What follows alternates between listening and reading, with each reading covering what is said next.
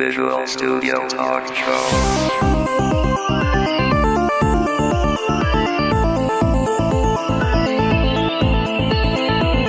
Visual Studio Talk Show est une présentation de la communauté .NET Montréal et de .NET Expertise. Visual Studio Talk Show. Bienvenue à une nouvelle émission du Visual Studio Talk Show, le podcast où on discute d'architecture et de construction logicielle avec la plateforme Microsoft.net. Je m'appelle Mario Cardinal et je suis accompagné de Guy Barrette. Bonjour Mario, ça va bien? Oui, très bien. Guy, on est dans les bureaux de Microsoft en ce beau mardi après-midi. Il y a une rencontre ici à Montréal des MVP, en tout cas avec tous les MVP canadiens. Puis on profite de l'occasion, nous, pour se rencontrer, pour faire ce qu'on appelle amicalement, nous, l'intro, parce que ce qu'on va vous présenter aujourd'hui, c'est une émission qu'on a pré-enregistrée. Il y a maintenant, un mois et demi, 2 mois, lors du MVP Summit. Oui, à peu près, oui. Donc, c'est une émission qu'on a enregistrée avec Bernard Fedotov. Oui, et le sujet, on va parler de... Mais de la gestion du cycle de vie des applications, le terme anglophone, c'est ALM pour Application Lifecycle Management. Bernard a eu la gracieuseté de nous présenter sa vision à lui de l'ALM, qui est très orientée dans les approches agiles. Il y a là un fondement fondamental. Un fondement fondamental. Il y a là quand même quelque chose de fondamental sur si on veut gérer comme il faut le cycle de vie du logiciel, veut pas en tout cas dans la partie développement, on finit ultimement à mettre en place des pratiques agiles. C'est une des sections que Bernard a expliqué en détail lors de sa présentation. Entre-temps, toi, t'es occupé, je pense, avec tes présentations à TechEd. Oui, je me prépare pour TechEd, qui est la semaine prochaine. Puis outre ça, j'ai mes workshops, donc je suis en train de finaliser, en tout cas, des laboratoires, différentes choses. Donc, pas mal baisé, hein? Trop. Toi, Guy, je sais que tu as travaillé fort fin de semaine pour finaliser la cédule du Code Camp. Oui, absolument. Donc, la cédule du Code Camp est en ligne. On a 24 sessions, des sessions courtes de 40 minutes chacune. Donc, 3 salles, 8 sessions chacune. Ça fait quand même 24 sessions au total. Ce qu'on s'est donné comme but cette année, c'est de faire beaucoup de sujets, des sessions courtes de 40 minutes pour aller directement droit au but, puis essayer de faire le thème, là, c'est les meilleures pratiques, donc essayer de sortir, de sortir des problématiques, puis les meilleures pratiques pour résoudre ces problématiques-là. À titre d'exemple, Guy, tu vas faire quoi comme présentation, toi, lors du Code Camp? Oui, moi, je vais présenter les méthodes, en fait, les meilleures pratiques pour sécuriser les services web qui sont appelés depuis les applications Silverlight. Moi, je vais revenir sur un sujet qui est très de base, mais qui souvent est encore trop oublié. C'est comment auto-documenter son code avec des bonnes pratiques de nommage de nos variables et toutes ces approches-là. Donc, je vais traiter de ça. Petite présentation, parce que c'est 40 minutes. On a opté pour aller des sessions plus courtes pour donner la chance à toute la communauté de pouvoir présenter. On a plus de 24 sessions, 24 présentateurs. Oui, à peu près. Mais le but aussi, c'est d'aller droit au but, parce que souvent, des sessions d'une heure et demie, des fois, on s'étend un peu, tout ça. Là, ce qu'on voulait vraiment faire, c'est essayer. En tout cas, on fait un test cette année, on va voir comment les gens vont apprécier. Donc, on rappelle, c'est le 30 mai, puis pour ceux qui sont dans la région de montréalaise, vous allez sur le site codecampmontréal.com et vous pouvez vous inscrire. Gratuitement. Oui, tout à fait, c'est dans la politique, dans la vision du Code Camp.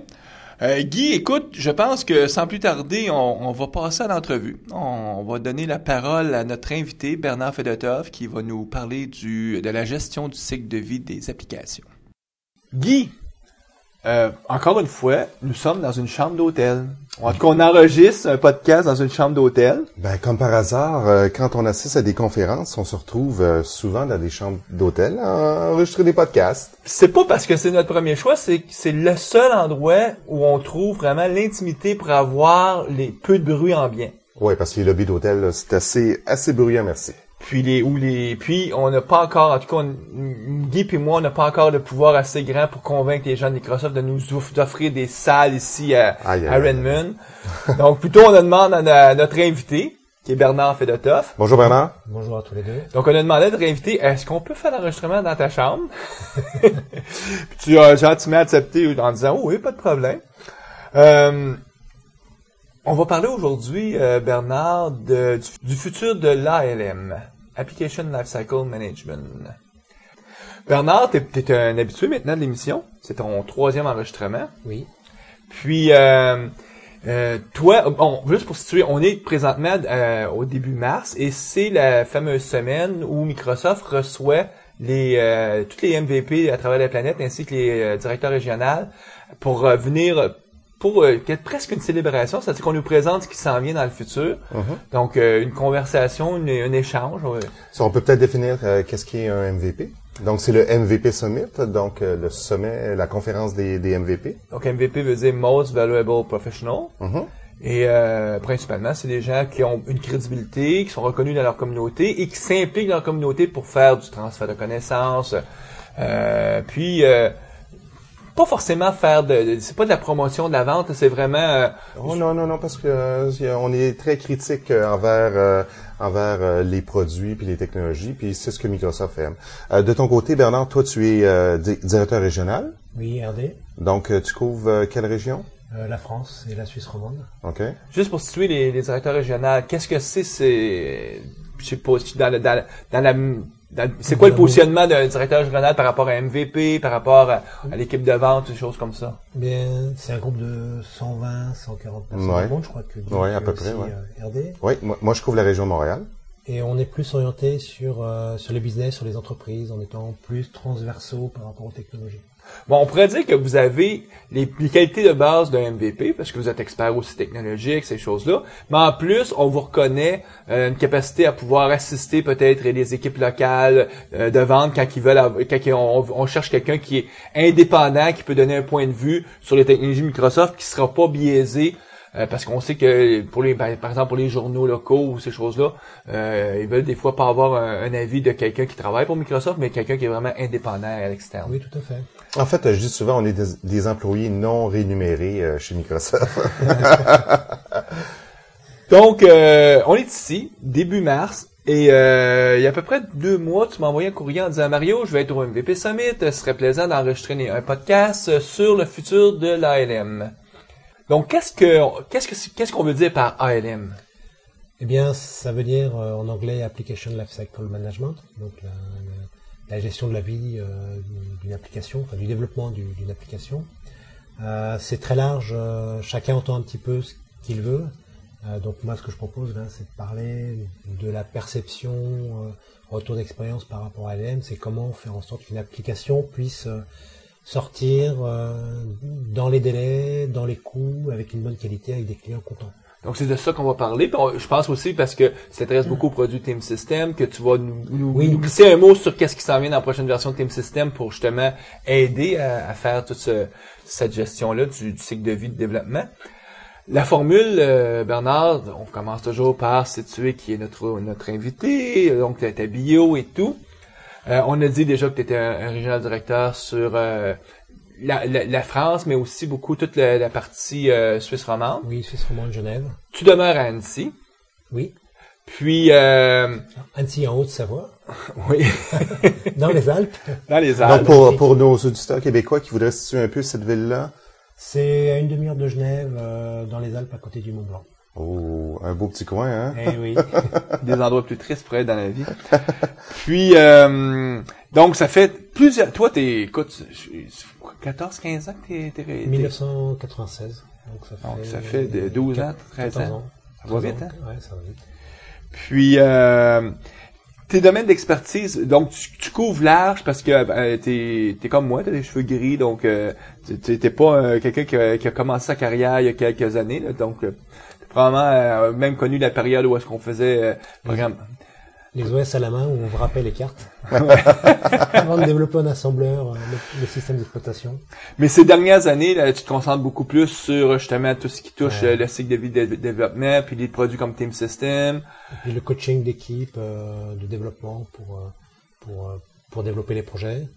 La mise en place aussi de plateaux de développement offshore vers la Tunisie. Donc comment faire en sorte que les projets d'un point de vue fonctionnel puissent fonctionner.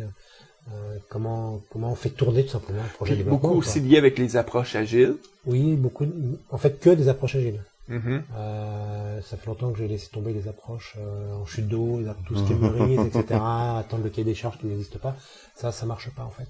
Donc l'idée, c'est depuis une bonne dizaine d'années Je suis que dans des approches agiles. Alors avant, dans le monde Microsoft, on appelait ça MSF, Microsoft Solution Framework.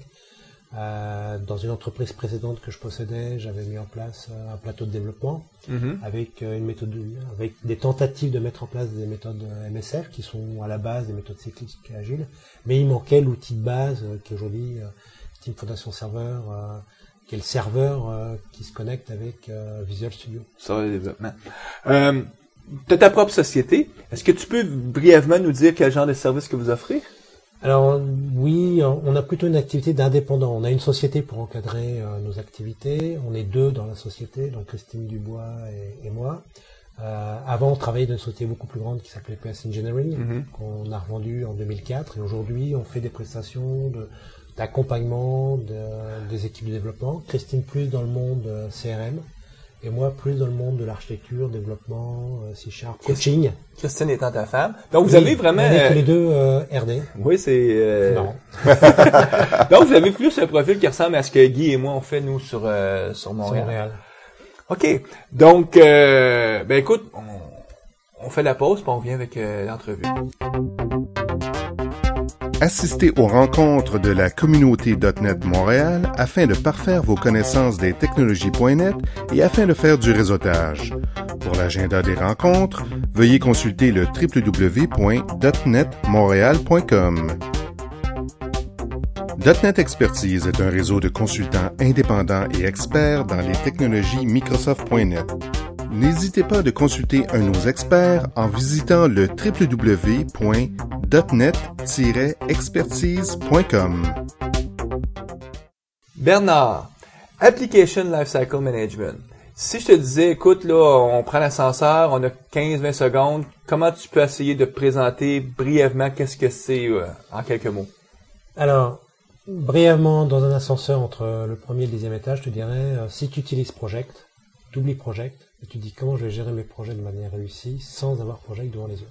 Project étant Microsoft Project, donc un produit finalement où tu fais un Gantt chart ou tu voilà, fais... enfin c'est pas Project qu'il faut oublier, c'est le diagramme de Gantt que tu as dans ton bureau affiché sur ton traditionnel, sur ce ton qu'on mur, utilise depuis des années. Des années pour visualiser des projets. Tu oublies ce diagramme de Gantt et tu dis sans diagramme de Gantt, il faut que je trouve un moyen de gérer mon projet qui va me permettre de cibler un fonctionnel qui va être variable et mouvant. J'ai des équipes, je sais le nombre d'équipes que j'ai, le nombre de personnes que j'ai dans mon équipe, j'ai 2, 3, 5, 10, 50 personnes. C'est intéressant la façon dont tu présentes ça. Essentiellement, tu te dis, puisqu'il y a une réalité qui différencie beaucoup le développement logiciel des projets des autres types de projets plus traditionnels, c'est qu'on peut pas finalement définir clairement quelle va être notre cible. Donc, il faut changer notre gestion de projet. Oui. Donc, si tu acceptes de changer ta gestion de projet, tu es dans une démarche d'ALM. Déjà agile. Tu essaies de mettre de l'agilité, en fait. Il faut oublier deux choses. Le cahier des charges n'existe pas. Et le diagramme de Gantt ne sert à rien. Lui existe, mais pas pour la gestion de projet. En développement logiciel, on devrait pas essayer de faire un diagramme de Gantt. Ça veut pas dire que dans d'autres types de projets, des projets non informatiques, dans d'autres types de projets, c'est toujours pertinent, mais oui, les projets sur lesquels la durée est très longue, parce que si tu prends des projets d'infrastructure routière, par exemple, on dit un diagramme de Gantt s'applique. Mais si on regarde bien une infrastructure routière, même ça, c'est cyclique. Tu prends les routes de montagne. Moi, j'habite en montagne. Tous les ans, ils refont 1 kilomètre de route. Et quand ils sont arrivés en bas, en haut plutôt, ils recommencent. Puis ils recommencent en bas. et la route a fait 20 km, ça prend 20 ans. Mais tous les 20 ans, la route, elle est refaite. Donc c'est bien cyclique aussi, sauf que le cycle s'étale sur une période de temps très longue. Alors dans les projets informatiques, le cycle va s'étaler sur une période de temps extrêmement courte. Quand ils font leurs kilomètres, ils connaissent tellement tous les intrants et extraits qu'ils peuvent faire une planification avec un diagramme de Gantt. Ce qui n'est pas le cas, nous, quand on développe le logiciel. On est vraiment plus dans un processus où est-ce qu'il y a beaucoup de variables qu'on peut pas maîtriser d'entrée de jeu dès le début, puis ça nous force à ce moment-là à pas vouloir geler le fonctionnel, mais plutôt d'autres axes, parce qu'on sait qu'il y a 3 axes en gestion de projet. Oui, parce qu'en fait, c'est pas geler le fonctionnel, c'est que l'expression fonctionnelle, parce que le fonctionnel est gelé, en disant l'entreprise veut gagner plus d'argent. L'entreprise veut optimiser le cycle de production. Le but est fixe. Le moyen de créer de la valeur, il est gelé, quoi, je veux dire, et on le connaît. Par contre, c'est l'expression fonctionnelle qui va permettre d'atteindre ce modèle, ou cette expression, en fait, l'objectif, qui lui n'est pas gelé. La façon de gagner de l'argent il y a 6 mois en arrière n'est pas du tout la même que la façon de gagner de l'argent aujourd'hui. On le sait tous. Avec la crise économique. Et pourtant, l'objectif, c'est gagner de l'argent. Donc, si on aurait tout encapsulé ça dans un cahier de charges fonctionnel, puis qu'on l'aurait écrit il y a 3 mois, aujourd'hui, on serait obligé de dire, c'est plus vrai, ça a trop changé.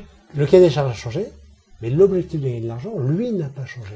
Donc, sur quel autre axe à ce moment-là quel autre axe qu'on va geler pour être en mesure quand même de pouvoir atteindre l'objectif de gagner de l'argent si on n'est pas capable de définir clairement le fonctionnel? Alors, en fait, on peut geler l'axe, ce que j'appelle fixer.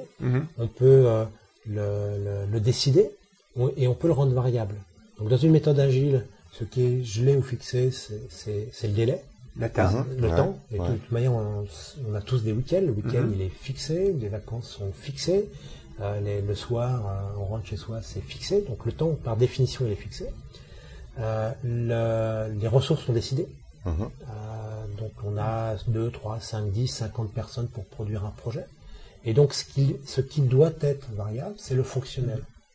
Puis d'où pourquoi, vu qu'on veut geler le nombre de ressources, puis qu'on sait qu'on peut pas présumer que des employés vont être dans notre entreprise pour les 6 prochains mois, parce qu'ils peuvent toujours nous arriver à 2 semaines d'avis, dire je démissionne, je m'en vais. On met des cycles. On va chercher à réduire notre durée de temps plus courte. Oui, exactement. On va dire si je suis sur un mois, j'ai ces 5 ressources-là, pas mal sûr que ces 5 ressources-là vont être là ce mois-ci parce qu'il ne devrait pas arriver rien, en tout cas ça peut changer là, dans 2 mois, 3 mois, mais pour ce mois-ci, c'est mes 5 ressources que j'ai, puis voici ce qu'on va faire.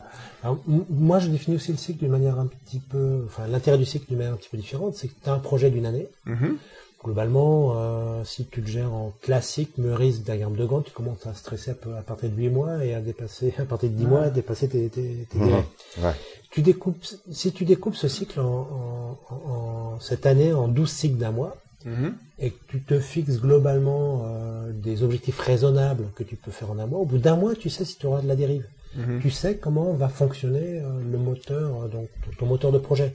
Tu vois comment fonctionnent tes équipes. Et dès le premier mois, tu es capable de modifier la façon dont tu vas gérer tes équipes, ce qu'il va manquer pour obtenir l'objectif. Parce que tu as des métriques plus tôt dans le cycle? Oui, parce que tu as des métriques en permanence. C'est-à-dire qu'en fait, moi, mes cycles, ils font même pas un mois. Moi, mes cycles, ils font 15 jours. Enfin, je décompose mes projets d'un an en 12 cycles d'un mois. Chaque cycle d'un mois est décomposé en 4 cycles d'une semaine et chaque cycle d'une semaine est décomposé en 5 cycles d'une journée. Et en permanence, on doit réussir à produire quelque chose. Par exemple, l'objectif de chaque journée, c'est de produire des builds qui soient compilables. Rien que dans une équipe de développement, d'arriver à un état où tous les soirs, je peux lancer ce que j'appelle un evening build, qui soit compilable, sur lequel je peux dérouler des plans de test, ça, c'est un indicateur important. Faut pas attendre la fin du projet. Tous les cycles, chaque 4 cycles, donc d'une semaine, je vais passer dans une phase d'intégration, sur laquelle on va dérouler un certain nombre de tests, on va faire un produit qui est installable. Tous les mois, je dois avoir un produit qui est installable. Et j'attends donc pas la fin de mon projet pour me poser les problèmes d'installation de mon produit. Dès le premier mois, je vois si mon équipe est capable d'adresser l'installation d'un produit. Plutôt que d'attendre à la fin du projet, on a fini de coder, là on le pousse à l'équipe qui va faire le déploiement en production ou sur des serveurs, et là on voit qu'il y a des problèmes. La façon dont tu nous présentes ça, comment on pourrait comparer, parce qu'on se rend compte que finalement, l'ALM, c'est quand on a des équipes, parce que ça présume que tu as des projets d'assez grosse envergure et tout. Non, pas nécessairement, parce que l'ALM sur des petits projets, ce qu'on appelle de l'XP, quoi. C'est-à-dire, tu mets un développeur pendant un mois ou 2 mois dans une salle avec la personne produit à côté, ils vont développer comme ça, sans réellement de cycle. Voilà, ça aussi c'est l'ALM. L'ALM, c'est de l'agilité. Donc il faut prendre dans la méthode agile ce qui va permettre de faire avancer le projet. Mais donc l'ALM, ça s'adresse pas seulement à des très gros projets, ça peut s'adresser à des très petits projets. L'ALM, c'est plutôt une façon de penser. C'est une façon de se dire, bon, je sais pas où je vais. Enfin, non, c'est pas ça. Je sais où je vais, parce que c'est ce qui me permet d'écrire l'heure, mais je ne sais pas le chemin que je vais prendre. Moi, j'habite en montagne, j'aime bien parler d'une montagne. Quand on dit, je vais faire tel sommet, on ne sait pas exactement quel est le chemin qu'on va prendre. Tu fais le Mont Blanc, tu peux avoir des ponts de neige, des crevasses. Il y a un objectif, par contre. Mais tu as l'objectif d'arriver en haut, d'une manière sécurisée, tous ensemble. La cordée, tu ne détaches pas une personne de la cordée. Donc la cordée représente ton équipe. Et on sait qu'on va tous arriver ensemble. Et il peut y avoir, le cas échéant, au bout d'1 heure, 2 heures, 3 heures, 4 heures d'ascension, tu peux avoir une réévaluation de la situation qui fait que tu décides de faire demi-tour.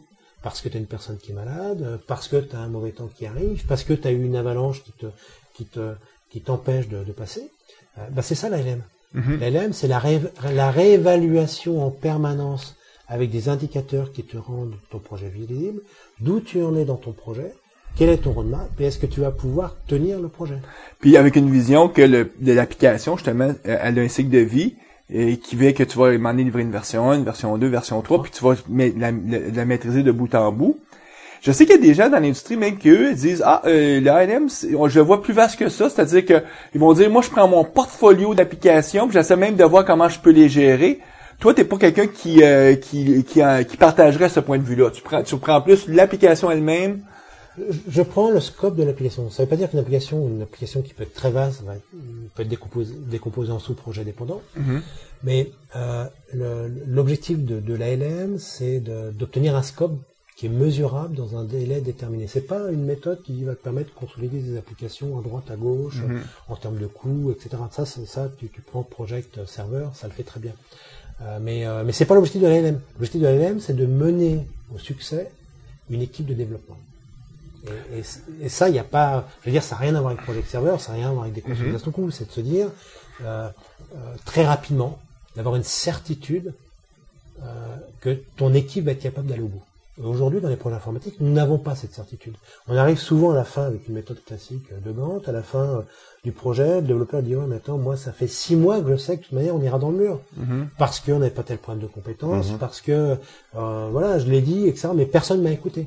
Avec l'ALM, normalement, si tu le fais bien, tu n'as pas ce genre de... Les boucles de rétroaction sont tellement rapides que les gens n'ont pas le choix de le reconnaître, de dire, oh, faut prendre action là-dessus.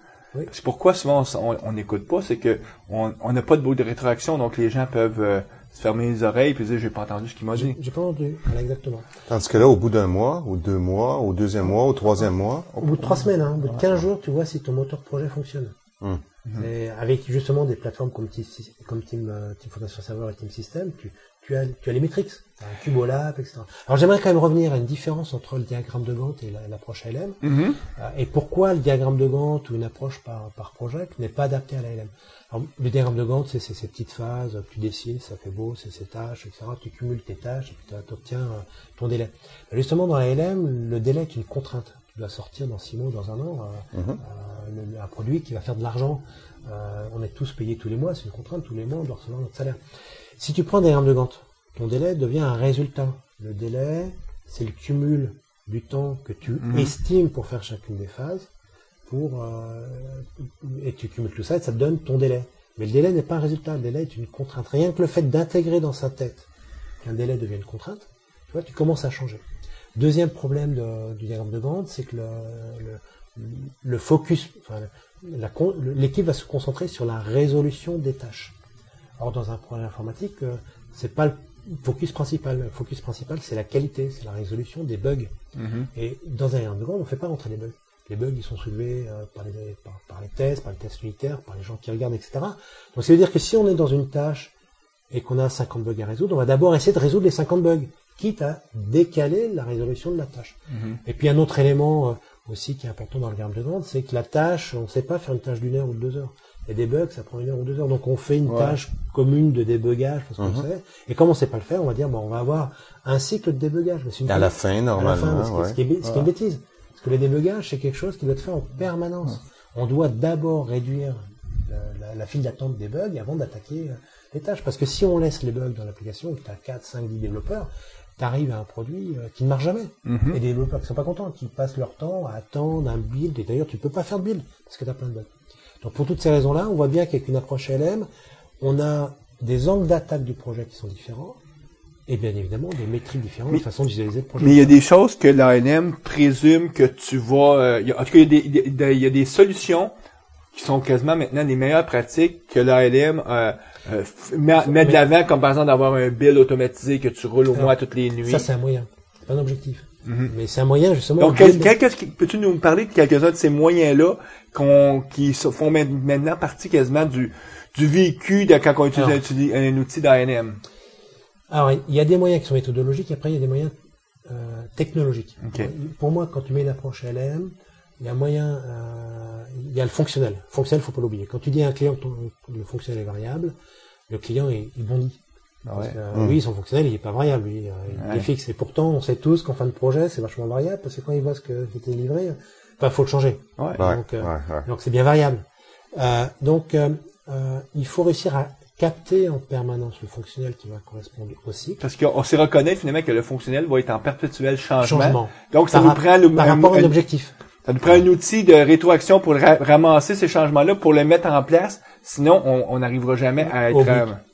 Donc, la première démarche, pour moi, ce que je conseille à mes clients, c'est de dire, c'est la démarche classique, c'est les personnages et les scénarios. Quand je parle de personnages, je parle pas d'utilisateurs RUP, je parle vraiment de personnages qui vont réaliser des scénarios pour délivrer une valeur. Et donc, dans le fonctionnel ou dans ce que me parle le client, j'essaye de capter les 2, 3, 4, 5 personnages qui représentent... Est-ce que tu pousses même ton personnage à en faire quelqu'un de concret, c'est-à-dire il y a un nom, il y a même une vie pour qu'on le comprenne, pour l'équipe le visualise bien? Oui, et justement, par exemple, moi, dans TFS 2010, c'est quelque chose qui manque, que j'ai pas vu, qui est de la possibilité d'associer une photo au personnage. Je sais qu'en anglais, souvent, ils vont les appeler persona. Persona, voilà, c'est persona, qui représente en fait sociologiquement un groupe. Donc moi, quand dans ma démarche ALM, je définis le personnage, son âge, son cursus, sa formation, et puis un certain nombre de scénarios qu'il va réaliser. Ça, c'est la base. Et on capte le fonctionnel. Et ensuite, tu découpes ton application en cycle et tu fixes par cycle un objectif de scénario que tu vas résoudre. Donc la première chose, c'est vraiment ces deux outils qui sont les outils méthodologiques, de réussir à repenser un cahier des charges ou une expression fonctionnelle et une expression de vision au travers de personnages et de scénarios que tu vas aller délivrer. Puis d'entrée de jeu, tu vas accepter que la description du personnage, les scénarios du personnage, qu'on peut en ajouter, en enlever, les modifier, que c'est permis. Donc dès que le client va t'arriver en disant tel personnage, mettons, il n'existe plus, ou tel personnage qui s'appelait Joe qui avait 41 ans, finalement, là, maintenant, c'est beaucoup plus clair pour moi. C'est plus Joe qui a 41 ans, mais c'est plus jeune universitaire qui vient de sortir de l'université, puis qui va faire tel genre de scénario à la place. Puis ça peut être du domaine du possible. Alors ça peut être du domaine du possible, sachant que le retrait, pas l'ajout d'un personnage, après il faut pas avoir 50 personnages, mais le retrait d'un personnage de l'application veut dire que la cible potentielle de client a changé. Ça veut dire que parce qu'à partir du personnage, par exemple, tu dis voilà, je vais faire une application pour Joe qui est Joe le plombier. Joe le plombier, voilà, qui doit utiliser mon device pour suivre ses applications. Tu peux commencer à expliquer à tes commerciaux qu'ils doivent, dans leur cible de clientèle, déterminer toutes les entreprises qui ont des Joe. Et s'il n'y a pas Joe le plombier de base, mais Einstein, l'inventeur fou, c'est hors cible. Faut les retirer. Alors si demain t'arrives et tu dis, on va faire le même scénario, mais il faut déjà Einstein, tu peux voir toute ta préparation de marché, même vis-à-vis de tes commerciaux, marketing, va sauter. Donc le retrait d'un personnage ou le changement d'un personnage est quelque chose d'extrêmement structurant. Après, les scénarios, c'est l'analyse d'impact. En fait, l'analyse d'impact se fait au travers des scénarios. Tes scénarios, tu dis, voilà, j'ai tel scénario qui va changer. Tu peux voir donc les impacts en disant, j'isole ce scénario qui était stabilisé. Quels sont les impacts? Donc, en gros, pour voir les impacts, il faudra avoir un outil qui permet de voir tous les travaux que tu as fait associés à ce scénario, tous les bugs que tu as eu, tous les bouts de code qui ont été spécifiquement programmés pour ce scénario. Et là, on tombe justement dans ce que fournit Type Fondation Serveur, et STS. Et là, tu dis, l'impact, il est là. Et tu arrives à isoler dans ton projet de développement, dans ton contrôle de code source, tout ce qui va être concerné par le scénario. Parce que tu attaches avec Team Foundation Server, tu attaches le scénario à tous les autres types d'artefacts, donc tu es capable d'avoir une traçabilité dessus. Complète. Alors donc, premier élément d'ALM, c'est méthodologique. C'est de dire, je vais repenser mes applications au travers de passages de scénarios. Ensuite, deuxième élément d'ALM, c'est d'avoir un outil qui permet d'automatiser toute la qualité, donc on parlait des builds, qui permet de faire des builds en continu, donc toutes les nuits. Parce que le premier élément de qualité, avant même de dire je vais faire des tests et tout, c'est probablement C'est le maîtriser ta construction. Ce que tu appelles par construction? Ben, le build. Oui, le build. L'automatisation, Oui. la Oui. construction. Parce que si, avant même que tu le testes, c'est ce que tu construis est pas très stable. Ben, le problème des développeurs, c'est qu'ils sont là pour développer, alors que normalement, on est là pour construire un produit. Donc, si on n'est pas capable de produire, de compiler tous les jours un produit, on sera pas capable de le faire au bout de la Dans semaine. une approche ALM, c'est sûr que le modèle où est-ce que chaque développeur compile lui-même sur son poste et à la fin, on prend toutes les DLL et on les transporte et on les dépose dans un répertoire puis tout le monde s'écrase Non, pas du par-dessus. Ça, on est loin de l'ALM avec cette approche. Ah oui, tout à fait. C'est-à-dire qu'en fait, dans la LM, après, tu prends tes scénarios, tu regardes, tu répartis tes différents services, tu définis tes plans de nommage, parce qu'on arrive à nommer par rapport à une architecture. Mais il y a une architecture, donc il y a dans une approche ALM, il y a une architecture aussi qui est là, sans que ça soit un big design Oui, upfront. Alors après, quand tu vas prendre une approche LM, tu vas t'adosser à une approche méthodologique qui va te proposer un modèle d'organisation des équipes. Et c'est vrai que dans une approche ALM proche de Microsoft, tu as des équipes qui ont 7 rôles. Tu as le rôle produit. C'est le premier des 7 rôles, c'est un rôle fondamental, c'est celui qui va faire l'avocat de l'utilisateur, qui va définir les personnages, définir les scénarios, définir tous ces éléments-là.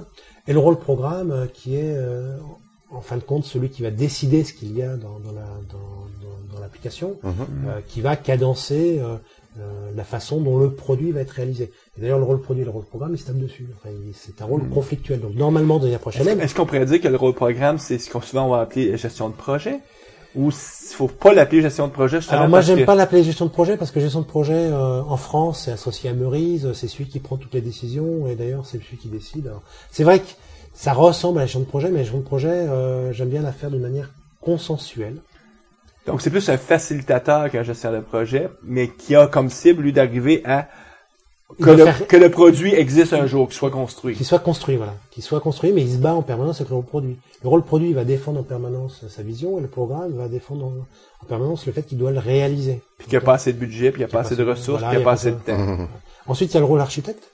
Donc, le rôle de l'architecture est fondamental. Justement, tu parlais d'architecture. Donc, le rôle de l'architecte, pour moi, il a l'objectif de créer les structures qui vont simplifier la solution. Oui, ou qui vont pas nécessairement simplifier, parce que si on dit simplifier, ça pourrait être une approche simplificatrice. Donc, ils vont amener une certitude sur la faisabilité technologique. Okay. C'est important. Ouais. C'est important. L'architecte, il est là pour... En fait, c'est comment on va le faire. Comment on va le faire. De façon à ce que, à la fin de la phase d'architecture, par exemple, qui peut être récurrente par rapport au scénario, donc tu prends tes scénarios, tu fais ton architecture, tu prends ton équipe de développeurs, tu regardes la totalité des compétences qu'ils ont, tu prends ton architecture, tu regardes la totalité des compétences qu'il faudra avoir, tu fais la différence entre les deux, tu as ton plan de formation. Donc tu peux mesurer déjà, non pas le risque de manque de formation, mais le fait que tu formes tes gens. Donc l'architecte, il doit amener une certitude sur la faisabilité technologique de ta solution, et puis tu en déduis tout ce qu'il faut faire derrière pour que tes gens soient bons. Donc tu as l'architecture de l'application, l'architecture d'infrastructure, l'architecture de sécurité, qui sont les 3 grands domaines du domaine de l'architecte. Ensuite, tu as le développement. Ouais. Donc tu as des développeurs. Des développeurs dont l'objectif est de produire, pour moi, un développement professionnel qu'il est capable de dire sans bug. Et par exemple, pour revenir à TFS, dans mes stratégies de check-in, je rajoute toujours 2 commentaires. Juges-tu ton développement professionnel? Ouais. Et est-ce que tes développements est sans bug? Et c'est intéressant de voir ça permet de remonter, parce qu'il y a beaucoup de développeurs, lorsqu'ils manquent de formation, ils font le développement par la passion, mais ils jugent pas ce qu'ils ont fait comme professionnels. Donc le fait de suivre ces 2 indicateurs qui sont des indicateurs purement informels, on améliore la qualité. On y va rapidement, puis on corrigera par la suite. On corrigera les pots cassés plus tard. Ouais. Et on leur apprend justement à utiliser les tags to-do. Faut pas hésiter à mettre des to-do partout dans les codes. Voilà. Mais c'est bien ces deux commentaires-là quand les développeurs font des check-ins, parce que c'est un peu subjectif aussi. Donc il peut arriver une journée où sous toutes sortes de pression ou sur qu'on juge notre code aujourd'hui qui est pas à la hauteur. Oui, mais alors, c'est aussi un deuxième indicateur, ça veut dire que la personne qui est développeur a fait de l'architecture. Parce que tu as toujours, t'as 3 phases. Quand tu fais de l'architecture, tu as la phase de découverte des technologies. Après, tu as la phase d'invention des structures. Et après, tu as la phase d'implémentation. Normalement, le développeur, il fait que de l'implémentation. Parce que souvent, on fait une preuve de concept. Mais dans ce cas-là, c'est l'architecture. Non. Ça veut dire que justement, dans ta façon dont tu gères ton projet, tu as mélangé les phases. C'est que tu demandes à tes développeurs, qui sont là pour, ils sont les programmeurs, faire du développement, de faire de l'architecture. Tout à fait. Ah. Et donc, ils font du code pourri, donc qui est pas testé, qui est pas professionnel, parce que l'objectif, c'est de prouver que c'est faisable. Ouais. Et ça, c'est de l'architecture. C'est pas du développement. Alors, on pourrait peut-être rajouter un commentaire. Est-ce que j'ai fait de l'architecture? Oui, mais, et là, on arrive justement sur le problème des petits projets que l'on rencontre, c'est que de toute manière, les petits projets, on ne fait que de l'architecture. On ne fait pas du développement. Parce que le développement veut dire de l'implémentation. Et donc, le profil de la personne, c'est qu'il faudrait, pour des petits projets qui font 50, 100, 200 jours, c'est quelqu'un qui est capable de traduire une expression fonctionnelle en un programme qui, technologiquement, va être à peu près bon. OK. Et ça, c'est ce qu'on appelle le travail de l'architecte. Tout à fait. Donc l'architecte au sens large sur des projets qui font plusieurs milliers de jours, et là il a un rôle très important. Alors je parle pas d'urbanisme, hein. Oui c'est vrai que Ça, c'est un autre métier c'est un d'architecte. autre métier qu'on Architecte rencontre, d'entreprise, non? qu'on rencontre plutôt dans le monde IBM. C'est vrai que des gens qui viennent du monde IBM, ils se disent architectes, mais pour moi ils sont plutôt urbanistes. Dans le monde Microsoft, l'architecte il ouvre son PC, il fait du code. Mais donc l'architecte sur plusieurs milliers de jours va vraiment créer structure. Mais en fait là, quand tu as 50 jours ou 50 jours de développement, tu fais le travail d'architecture. Quand tu En même temps, parce que ça coûterait en même beaucoup trop cher le faire phase diviser, d'architecture. puis c'est un peu comme si tu bâtis une maison unifamiliale, tu prendras pas des poutres d'acier, tu vas prendre des poutres en bois. En tout cas, en Amérique, je sais pas, c'est en Europe, c'est ça, sans ciment, souvent. Béton. Mais, pour revenir, il y a d'autres rôles encore, oui, là. il y a encore d'autres rôles. Donc il y a le rôle, après le rôle de développement, il y a le rôle de test. En fait, le test, c'est le test, non pas le test unitaire, parce que le test unitaire, c'est le rôle du développeur. Le rôle du test, là, c'est de valider les scénarios. Justement, tu prends les personnages des scénarios, tu en dérives sur le rôle de test. Tu testes tes scénarios pour créer ta valeur. Parce que ultimement, c'est pour accepter que ce qui a été fait a la qualité nécessaire pour être déployé. Donc, il doit y avoir un rôle qui touche dans le déploiement, j'imagine, parce que c'est aussi oui, un autre... c'est ce qu'on appelle le release management. Donc, le spécialiste de déploiement. Le spécialiste de déploiement, enfin, la personne qui va faire en sorte que la plateforme cible ait bien les prérequis nécessaires au moment où tu vas déployer ton application. Puis, quand on se concentre, on regarde du côté client, tu as dit qu'il y avait quelqu'un qui, lui, était le champion du produit, qui est un peu le représentant du client, donc notre spécialiste Alors, ça, c'est le produit. produit. Mais est-ce que j'ai d'autres rôles qui Oui. touchent le client que, par exemple, je sais pas, pour User concevoir experience. donc toute l'expérience utilisateur? Oui, alors qui est là pour préparer l'acceptation, excusez-moi, l'acceptation de l'utilisateur sur l'application qui va être livrée. Donc c'est toute la partie évangélisation, marketing, etc. Écriture de documentation, écriture des plans de formation qui vont se dériver par rapport au scénario et par rapport aux cibles, donc les personnages. Donc là, on s'entend que ces gens qui sont dans ce côté-là, eux doivent avoir un intérêt beaucoup plus pour les êtres humains, voilà. le domaine d'affaires, tandis que les développeurs, les architectes doivent être eux autres plus centrés sur la technologie. En tout cas, leur premier intérêt doit être plus technologique que l'aspect humain de la relation avec le client. Oui, exactement. Même s'il y a certains développeurs, tu veux peut-être pas que même les clients les voient ou les rencontrent. Ça vaut mieux, hein, surtout. Parce que ça peut être des gens renfermés, en tout cas, pour différentes raisons. Donc, on a parlé des différents rôles qu'on peut retrouver. Moi, ce que j'aimerais que tu nous parles maintenant, c'est pourquoi Team System, tu utilises ce produit-là. Quels sont les besoins de base que ce produit-là te permet de couvrir pour implanter une approche ALM? Alors, j'ai essayé de faire de la gestion de projet agile sans Team System et j'en fais avec Team System. Donc sans Team System, c'est quasiment infaisable. Enfin, sans outils, on va dire, qui permet de suivre l'évolution du projet, tout ce qu'on appelle les éléments de travail, donc les work items, etc. C'est infaisable parce que ça demanderait trop de temps. L'intérêt de Team System, c'est d'une manière très intégrée avec Visual Studio, il fournit tout ce qu'il faut pour pouvoir faire une approche ALM. Alors il y a eu différentes versions, il y a la version 2005, on est actuellement dans la version 2008, va sortir la version 2010, bien évidemment à chaque version il y a eu des évolutions majeures.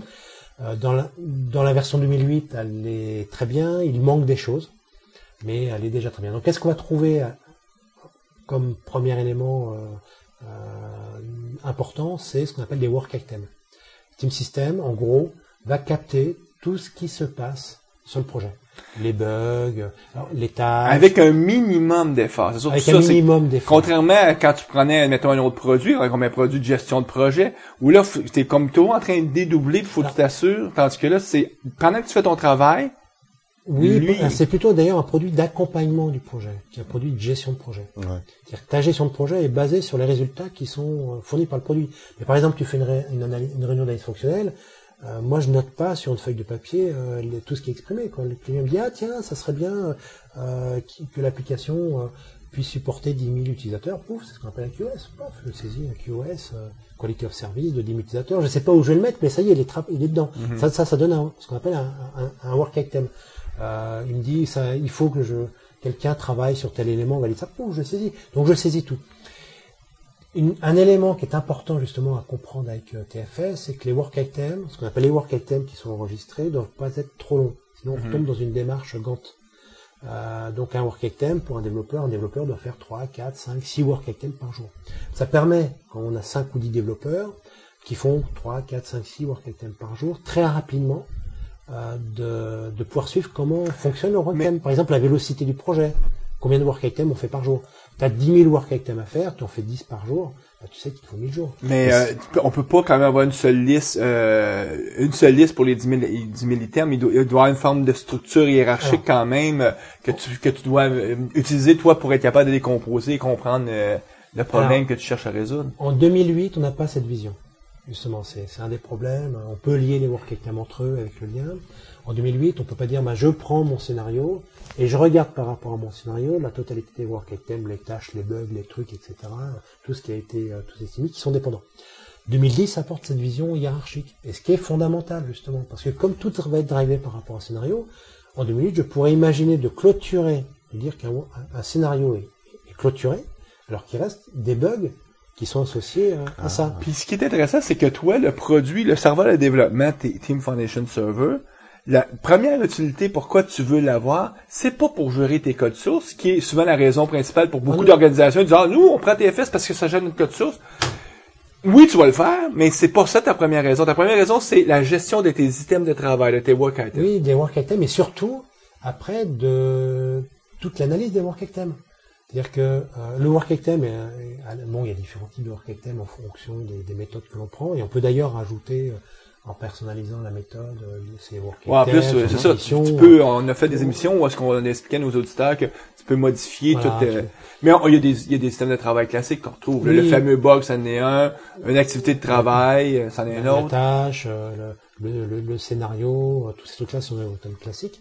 Donc en fait, tu vas renvoyer tous ces work items dans un Cubolab. Et dans ce Cubolab, tu vas pouvoir analyser, donc développer la visibilité du projet avec des indicateurs qui sont objectifs. Tu vois le nombre de work items qui sont créés par jour. Par exemple, tu vois pour capter le fonctionnel. T'imagines, tu as un projet sur 50 jours ou sur 100 jours. Tu captes ton fonctionnel et tu t'aperçois que ta courbe de work item, à partir de 80 jours, commence à monter d'une manière gigantesque. Ça veut dire quoi? Ça veut dire que ta partie produit s'est réveillée au bout de 80 jours pour aller dire ce qu'il faut faire. C'est une bêtise. Je veux dire, tu peux suivre après le nombre de work items qui ont été résolus mais qui ne sont pas clôturés. Ça veut dire quoi? Ça veut dire que tu as des tâches de développement qui ne sont pas testées. Donc il faut, quand tu fais tes graphiques, tu vois qu'il faut que tu rajoutes des gens en test. Tu peux, dans ton contrôle de code source, qui est pas Sourceeft, qui est vraiment un contrôle de code source intégré à Team Foundation Server, qui apporte beaucoup de choses, tu peux suivre, par exemple, quelle ligne de code est associée à quel work item, visuellement. C'est-à-dire tu prends ton code, tu l'ouvres, tu vois, t'as 1000 lignes, tu vois telle ligne qui a été faite à quel work item, pourquoi, à quelle chanchette c'était associé, donc tu peux voir tout ça. Et puis tu peux associer directement dans tes lignes de code le work item qui est par un attribut qui est traité.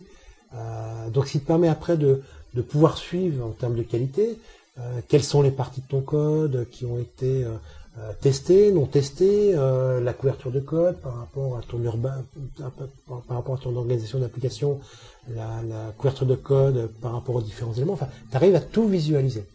Donc il y a cet élément, le work item est à la base. Il faut vraiment comprendre quand tu mets une méthode agile que le développeur doit non pas résoudre un work item par semaine, mais 3, 4, 5, 6, 7 work items par jour, ce qui te permet de mettre des outils de qualité. Et même, c'est des indicateurs, quoi. Si ton équipe de développement n'arrive pas à résoudre plus d'un work item par semaine, ça veut dire que d'un point de vue fonctionnel, ton moteur ne marche pas. C'est-à-dire que tu ne sais pas toi ce qu'il faut faire, donc tu ne sais pas en tant que responsable produit ou la granularité de ta tâche est bien trop grande. Ça prend 3 jours, 4 jours. Et donc il y a trop d'interprétations, ou ça veut dire que ton développeur n'a pas la bonne formation, ou qu'il est en train de faire de l'architecture, ou qu'il est en train de faire de la validation. Et s'il est, par exemple, il est en train de faire ça alors que ton projet est à livrer dans 3 semaines, c'est que tu vas prendre le mur. Toi, tout va ensemble, en fait. Tu as la visibilité de ton projet qui est développé, tu as le suivi de la tâche quotidienne de développeur, tu as le contrôle de code source qui permet de voir ce qui est fait. Tu peux même suivre, par exemple, le nombre de lignes de code qui ont été réintroduites par jour.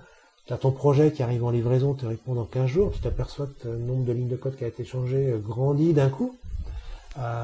C'est pas normal. Mais tous ces indicateurs-là, on les retrouve dans des rapports?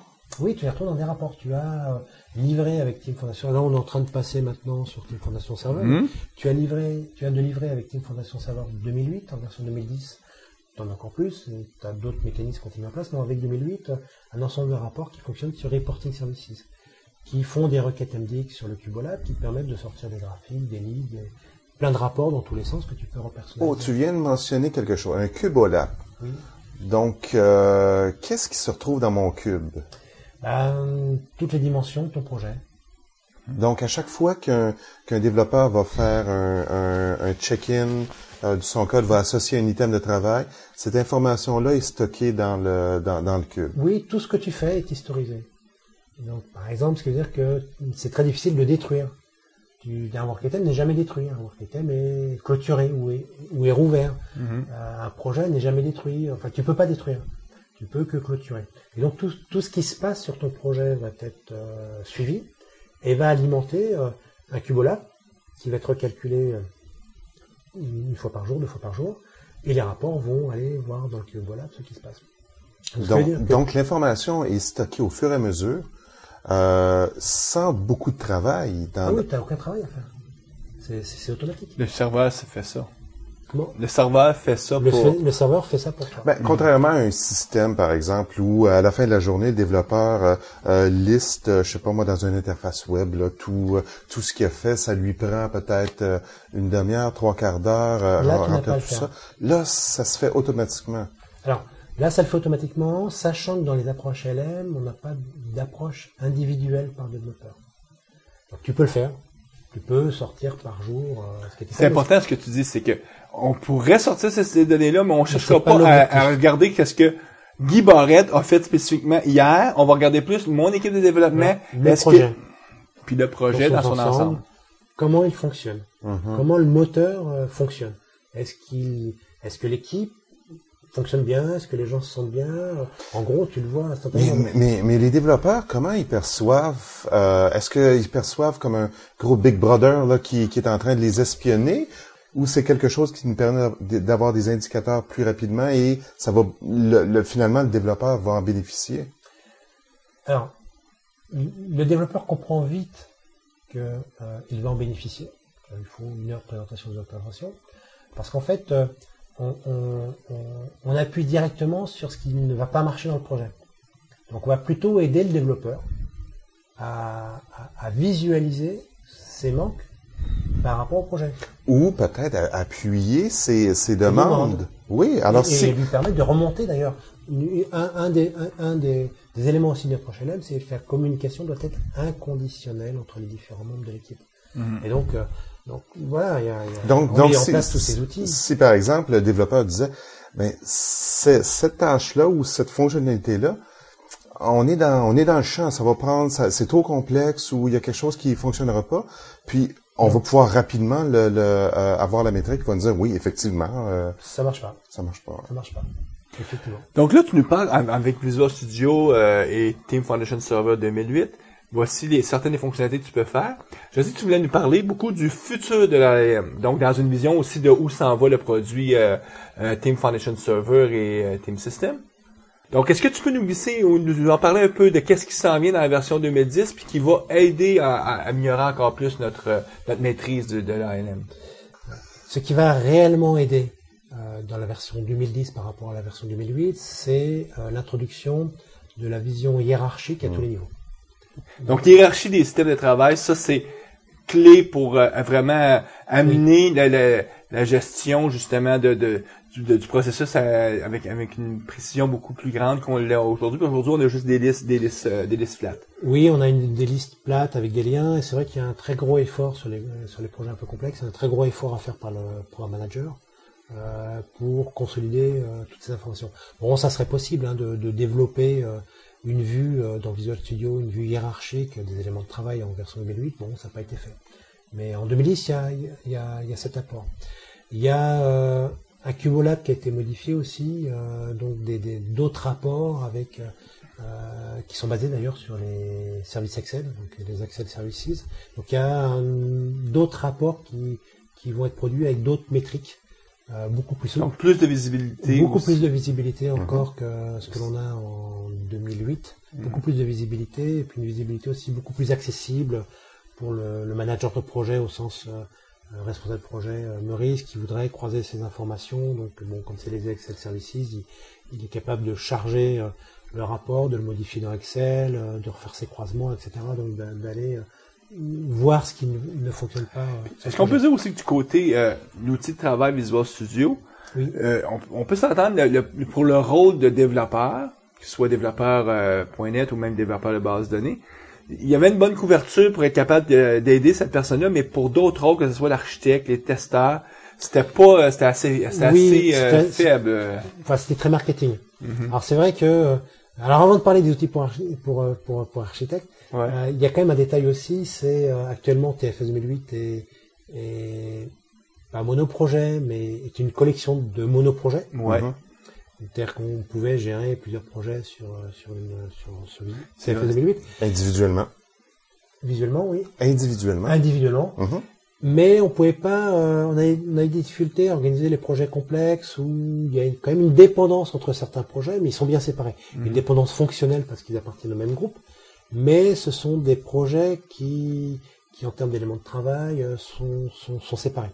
Donc, ce que va introduire TFS 2010 dans la méthode agile, c'est des collections de projets, comme on connaît, par exemple, pour les gens qui connaissent le Windows SharePoint Service, des collections de sites.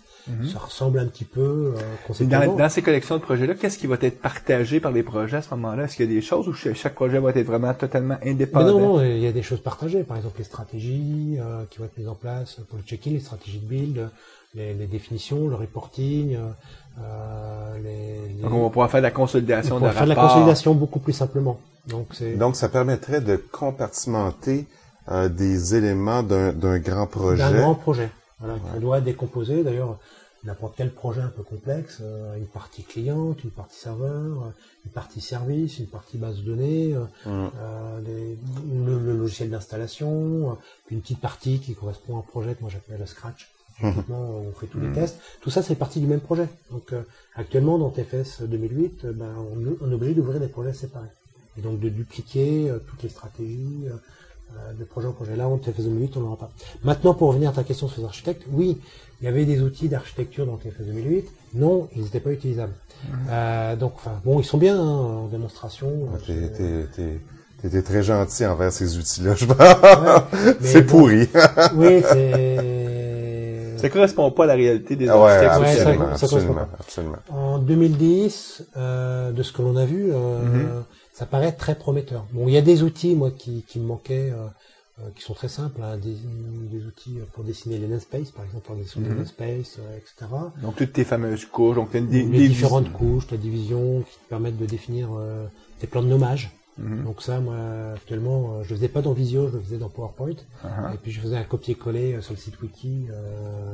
Tandis que là, ça va être un vrai livrable qu'on va pouvoir créer et stocker dans la gestion. Avec un véritable outil, avec la possibilité de connecter des codes, des trucs, de voir physiquement les DLL et tout ce qui va rentrer dans ces différents. Donc cette partie-là, ils vont aussi fournir aussi la capacité de faire de la modélisation en utilisant la notation UML, ce qui est pas non plus négligeable. Oui, mais qui est pas non plus rien de nouveau sous le soleil par contre, c'est ça. Oui, qui est peut-être pas d'ailleurs la bonne notation, parce que justement on va parler de rôle et non plus de personnage. Et moi ça me gêne. Ouais. Donc, je préférais parler de personnages. Et puis, je suis pas sûr que la notation, qu'une approche UML puisse représenter une application telle qu'on peut la développer en .NET aujourd'hui. Bon, ça sera un autre débat qu'il faudra voir. Est-ce que l'approche UML Je permet... pense qu'il y avait aussi beaucoup de clients qui demandaient à Microsoft, on dit on va le C'est fournir. plutôt marketing. Mais on reconnaît tous que c'est vraiment beaucoup plus les outils de diagramming, des couches, Oui. ces choses-là, puis qui permettent aussi de faire la validation. Puis avec l'explorateur au niveau de ton architecture, qui sont des produits innovateurs et qui vont donner une valeur à ce Oui. produit-là. Et puis un outil qui ne paraît pas encore tout à fait finalisé, mais qui permet de dessiner des graphes, qui pour moi vont accompagner énormément l'analyse. Quand tu fais ton analyse, tu dessines des graphes, tu sais pas tout à fait le typage, tu es dans un espace mou d'éléments. Et donc là, de ce que j'ai vu, je sais pas si ça sera finalisé de cette manière-là, mais de ce que j'ai vu là dans cette semaine, c'est que tu as un outil qui permet de modéliser ça en termes d'analyse. Tout à fait. Un des produits qui a été beaucoup amélioré, c'est l'outil qui s'adresse aux testeurs. Parce que les fonctionnalités qu'il offre, c'est vraiment... moi, je pense que les gens qui sont des testeurs... Ça va amener le rôle de testeur à avoir le même statut que le rôle des développeurs, parce que là, on leur offre vraiment des outils pour faire des tests manuels. C'est plus juste... tu sais, aujourd'hui, tu peux faire des tests de charge, des choses comme ça, qui sont des choses assez classiques. Mais là, test manuel, puis là, toute la prise automatisée de l'information en cours de route pour que ce soit facile d'ouvrir un bug pour le soumettre aux développeurs. Ça a une grosse valeur dans l'industrie, en tout cas pour beaucoup d'organisations. C'est vrai que c'est une grosse valeur. Par contre, je demande à voir dans une approche agile, est-ce que dans une approche agile, ouais, je demande, enfin, par rapport à mes clients, enfin, moi je suis convaincu des tests, mais j'ai déjà aujourd'hui du mal à expliquer aux gens, mes clients, l'importance de faire des tests. D'ailleurs, si tu regardes bien, il y a une nouvelle version de TFS 2008 qui va sortir, qui va s'appeler TFS Essential, sur lequel, si j'ai bien compris, cette partie-là ne va pas être installée. Non, tout à fait. Et TFS Essential va bien cibler les petites entreprises, les petites équipes. Donc, cette partie test va s'adresser, à mon avis, à des gros projets, aux grosses entreprises, c'est-à-dire aux 10%, ou 15%, ou 20% de gens. Mais quand on parle de tests, il faut bien important de mentionner qu'on parle pas de tests unitaires. Là. On parle de tests fonctionnels, d'intégration, là, okay. Souvent qui se font à même l'interface usagée. Oui. Donc, ce qui dans une approche agile, on va voir nous automatiser les tests, c'est pas avoir à se taper tous ces tests manuels-là, mais il y a encore beaucoup d'organisations où la seule façon qu'ils peuvent tester leur application, parce que l'architecture n'est pas modularisée en dessous, c'est en faisant le test de bout en bout dans les interfaces usagées. Et il semblerait qu'il y ait un marché et qu'il y a une demande pour ça, parce que Microsoft l'a reçu. Et là, ils font un outillage qui est complet et qui devrait quand même être une offre intéressante pour les gens qui ont ce besoin-là. Puis ma compréhension, c'est qu'il y a des logiciels où est-ce qu'on peut pas se permettre qu'il y ait d'erreurs, puis qu'on paie le montant qu'il faut parce que ça coûte extrêmement cher pour faire ces tests-là, avec des dizaines et des dizaines de ressources qui sont des testeurs finalement. C'est vrai, ce qu'on peut quand même dire, c'est qu'ils ont un outil de test d'interface style WinForm, WPF, et ça c'est vraiment nouveau. Ouais. Je demande à voir dans le fonctionnement, dans la vraie vie. Ils ont aussi un serveur de test qui permet d'organiser les tests qui est Kamano. Oui, c'est aussi des choses que je demande. Mais c'est intéressant de voir que dans l'évolution, des rôles qu'on reconnaît nous autres dans un cycle de vie complet, Microsoft cherche maintenant à satisfaire de mieux en mieux les besoins de certains de ces rôles-là. Pas juste le rôle du développeur, qui était dans la vision initiale. Souvent, on dit, bon, j'ai un développeur, puis s'il a écrit les 10 lignes de code, ben, mon produit est fini. C'est pas du tout ça, là. C'est de reconnaître que c'est un peu plus compliqué que ça, faire du logiciel. Du logiciel, oui, tout à fait. Mais c'est vrai que, moi, de ce que je vois aussi sur le marché, c'est que j'ai l'impression que 90% des logiciels qui sont sortis sont des bêtas. Donc, c'est vrai que ça serait bien de mettre en place, tout le cycle agile, toute la méthodologie, les tests, etc. Maintenant, j'ai l'impression que la réalité, c'est qu'il va falloir encore quelques années avant que déjà les développeurs soient formés à ça, que les entreprises soient convaincues de l'importance. Oui, parce que c'est des changements importants là, au niveau du fonctionnement en entreprise. Oui, là. il y a des gros changements. Parce que souvent on parle d'ALM en général, d'agilité, mais on pense que il y a beaucoup de sociétés où on pense que c'est des choses de développeurs. Là. On met de l'agilité au niveau du développement et c'est tout là, mais il y a plus là. Non, l'agilité, ça touche tout le monde. Ouais. Mais- Le développeur est un élément du process, mais il y a les 6 autres fonctions. La fonction de développement, voilà, c'est une des 7 fonctions, il reste tout le reste. Ouais. Et c'est vrai que c'est une difficulté qu'on a aussi dans les entreprises, c'est que la mise en place d'une approche agile est souvent perçue comme purement pour les développeurs, Ouais. et souvent du contrôle de code source, avec une traçabilité dans le contrôle de code source. Puis En réalité, c'est pas ça. donc, la première étape, c'est on change notre façon de faire de la gestion de projet. C'est un choc parce que souvent ces organisations-là, et leur première réponse, c'est non, nous on fonctionne comme ça, puis ça nous prend absolument un plan de projet au détail près, à la journée près, dans MS Project. Puis quand on leur dit non, c'est plus ça. C'est plus ça. On peut peut-être référer nos auditeurs à l'émission qu'on a enregistrée il y a quelques mois avec François Beauregard, qui s'appelait, le titre c'était l'agilité dans les grandes entreprises. Tout à fait. Ou est-ce Donc que on a parlé de cette problématique. François explique que justement comment c'est difficile de faire ce premier changement-là. Puis je pense que la façon de le vendre, c'est quand il faut qu'il y ait eu tellement d'expérience sur le terrain, ces organisations-là, avec de la souffrance, pour que quand tu souffres tellement, tu es prêt à vouloir changer, parce que si tu souffres pas, tu n'es pas prêt à changer. Donc toi, j'imagine que les clients qui t'approchent, ils vivent une souffrance telle qu'ils disent hey, aidez-nous. Mais en ce moment, oui, avec la crise, ils ont une souffrance telle, c'est que de toute manière, ils savent que les rallonges de budget, il n'y en aura pas, ils savent que les coûts vont être réduits et qu'ils vont faire baisser les prix. Donc voilà, c'est aller à la souffrance. Donc là dernièrement, j'ai un client qui m'a dit mais comment on faisait avant? Donc on a mis en place la plateforme TFS, l'approche LM sur un projet relativement voire très ambitieux avec des délais très courts. Et en fait le client a été extrêmement perméable parce que sinon il n'arrivait pas à le faire. Et la réflexion, une fois le projet lancé, la visibilité, les rapports, c'est comment on a fait avant. Mais j'imagine qu'il y avait une volonté de changement. Ah oui, il y a une volonté très forte de changement. Et là, ça a été pas imposé par la direction, parce que le mot imposé justement ne va pas avec les approches LM.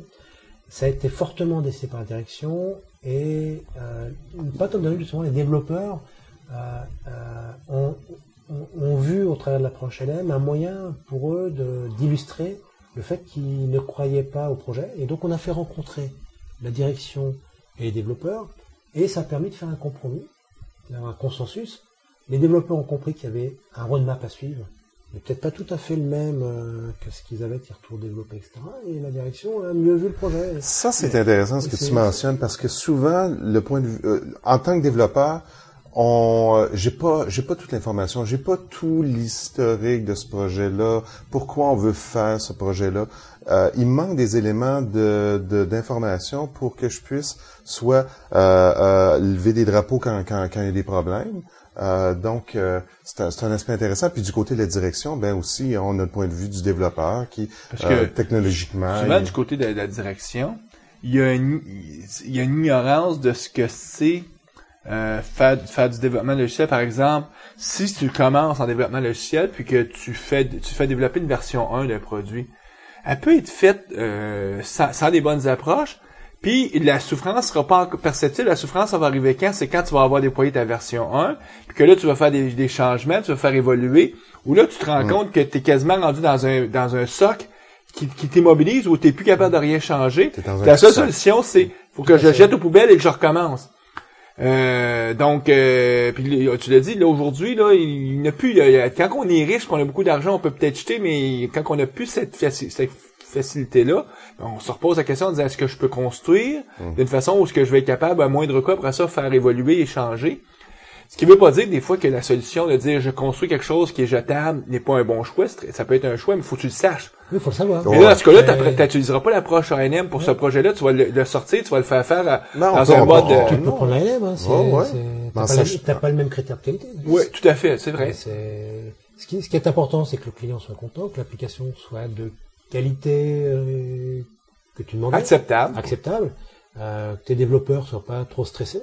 C'est-à-dire qu'ils doivent pas bosser à 120%. Ouais. Et puis que tu rentres dans ton argent, que tu puisses payer tout le monde. Voilà, c'est ça qui est important. Il y a pas un projet bien fait, un projet mal fait. C'est l'idée de la LM, c'est d'illustrer la façon dont le projet est fait et de le suivre, quoi. Donc, si on peut quasiment résumer aussi l'ALM en disant, c'est la mise en place de ce qu'il faut pour être capable de connecter les besoins des rôles des gens techniques ou en tout cas des gens de l'équipe du projet avec la haute direction pour que ces gens-là soient capables de travailler main dans la main. C'est aussi un moyen de faire ça, effectivement.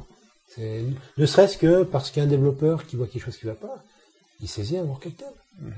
Ouais, il dit, voilà, il y a un risque, voilà, il y a ci, il y a ça. Ce work item-là, tout à l'heure, va apparaître dans un rapport quelconque qui va pouvoir dire, hey, c'est bizarre, mais au 80e jour, il y a eu 68 work items de demandes de changement.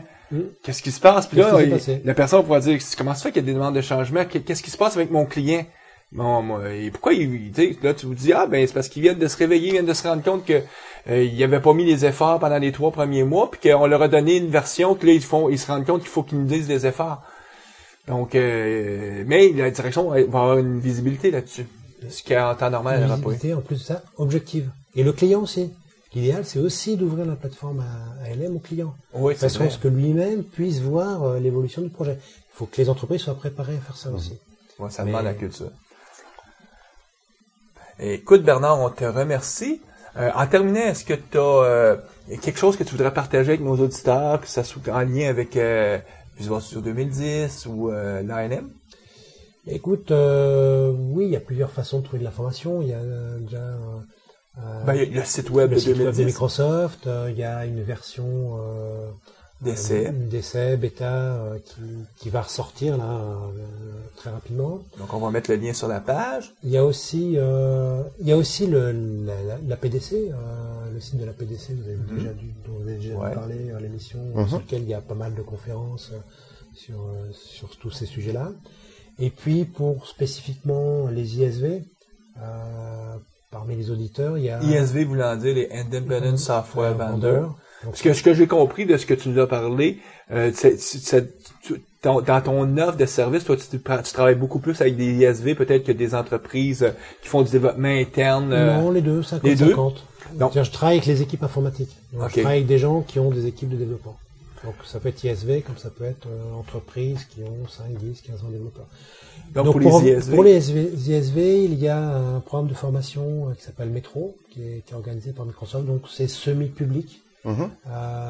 Et il y a un site de formation. Donc, c'est mondial. Il faut dire que c'est mondial. Donc, moi, j'ai participé au programme Métro pour Visual Studio 2005. Donc, j'ai été formateur pour ce programme-là.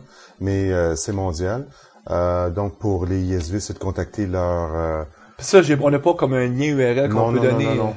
Donc, la façon ils peuvent aller voir. Oui, ils tapent Métro dans leur moteur de recherche préféré. Métro, Microsoft. Ouais. Ils vont tomber sur le site. On va quand même mettre le lien, nous, mais... Voilà. Et là, il y a un email. Pour entrer en contact avec quelqu'un. En contact avec quelqu'un localement pour pouvoir passer à ce programme. Donc, c'est un programme de formation qui va aller jusqu'à fin juin 2009. Et il y a 3 jours de formation, donc je suis trainer pour la France sur ce programme-là. 2010. Donc 2 jours Visual Studio 2010, les nouveautés, etc. Et 1 jour TFS 2010, Ronsario, toutes les nouveautés dont on a parlé. Excellent. Parfait. Mais on te remercie encore une fois. Merci bien, Bernard. À vous et en espérant une prochaine émission. Absolument. Oui, et bon retour à la maison. Oui, merci.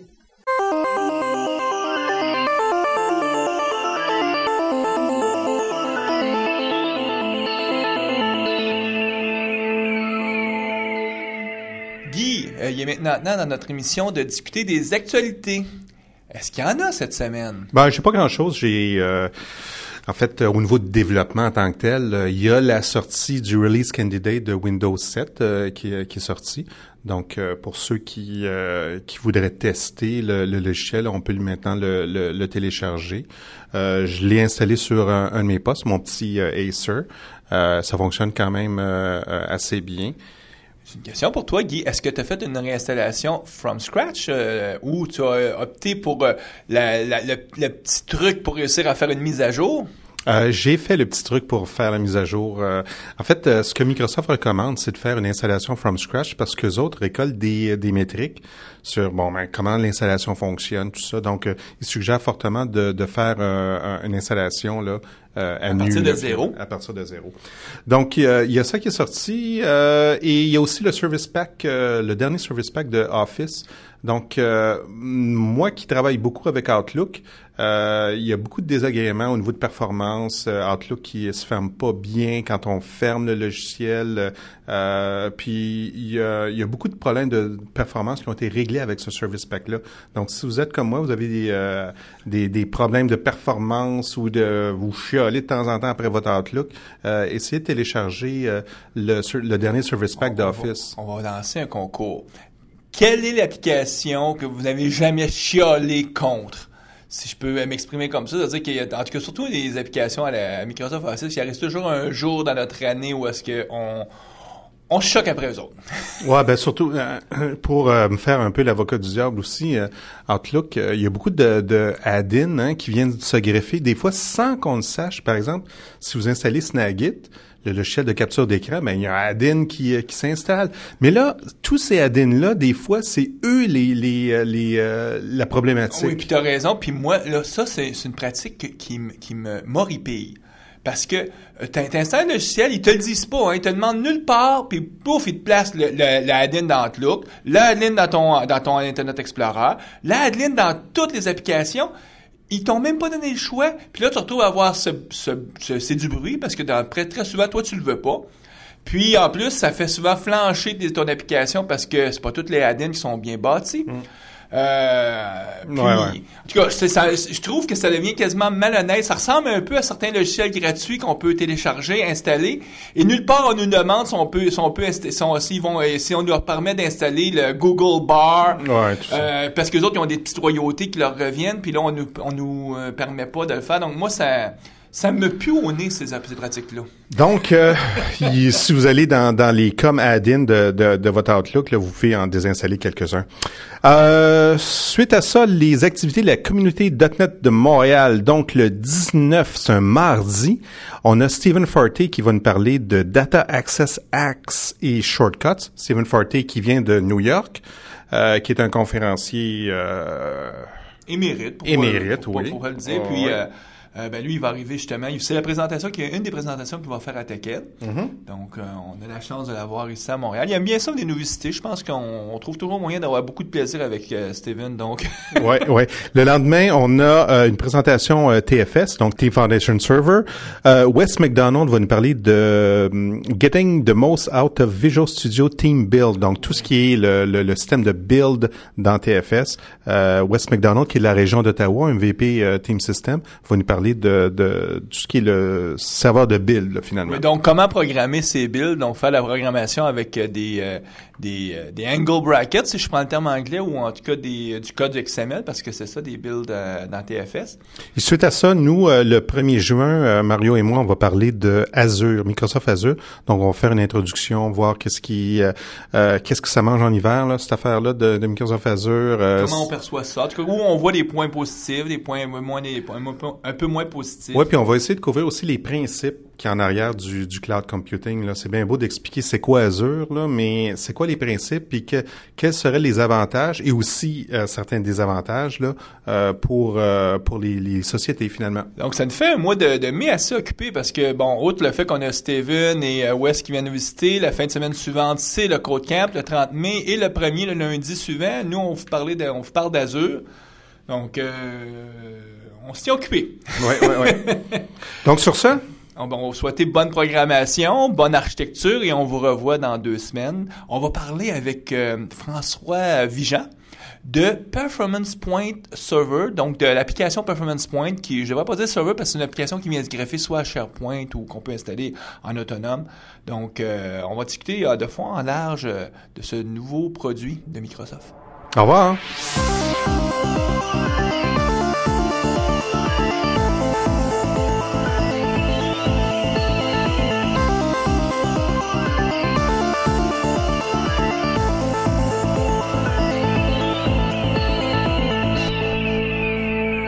Visual Studio Talk Show.